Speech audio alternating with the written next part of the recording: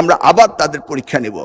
আমরা আবারও পর্যালোচনা করছি, যদি কোথাও আমাদের প্রশাসনের দুর্বলতার কারণে কোনো শিক্ষা প্রতিষ্ঠানে পানি ওঠার পর যদি পরীক্ষা না দিতে পেরে থাকে, এই জরিপটা আমাদের কাছে আসার পরে আমরা সেইভাবে প্রয়োজনে আমরা রি-এক্সামিনও নিতে পারি। প্রাকৃতিক দুর্যোগ এটা বাংলাদেশের খুবই একটা স্বাভাবিক ব্যাপার। সেই প্রশ্নে এখন আমাদের শিক্ষার্থীরা গত কালকে সহ যে ক্ষতিগ্রস্ত হয়েছে সে বিষয়ে তাদের বিশেষ মূল্যায়ন সহায়তা ব্যবস্থা এবং তাদেরকে দুর্যোগ প্রবণ এলাকায় এখনো যে বিকল্প পরীক্ষা কেন্দ্রগুলো আছে যেগুলো এখনো পানির নিচে, সেগুলোর ব্যাপারে বিকল্প কোনো ব্যবস্থা হয়েছে কিনা।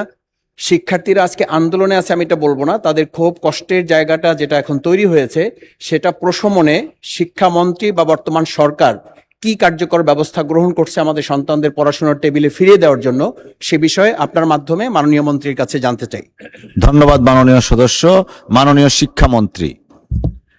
মাননীয় স্পিকার, আপনাকে অশেষ ধন্যবাদ। মাননীয় সংসদ সদস্যকে, আমাদের সকলেই আমরা উদ্বিগ্ন এই মনসুন সিজনের পরীক্ষাকে নিয়ে। আমরা কনস্ট্যান্ট মনিটরিংয়ে ছিলাম, আছি, সারাদিনই আমরা এই কাজটি করে থাকি।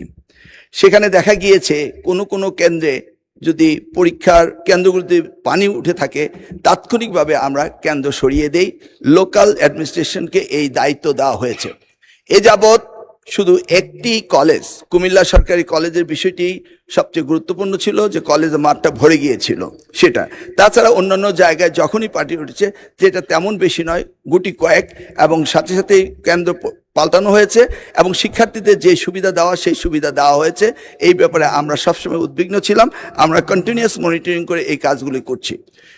সেই ক্ষেত্রে আমরা মনে করি এখনো ক্ষতিগ্রস্ত হয়েছে, এই ক্ষতিগ্রস্ত তাদেরকে শুধরিয়ে দেওয়া আমাদের জন্য কোনো বিরাট কাজ নয়, কারণ আমরা অনেক জায়গায় পরীক্ষা বন্ধ করেছি এবং আমরা আবার আমাদের কোশ্চেন সেট রয়েছে, আমরা আবার তাদের পরীক্ষা নেব।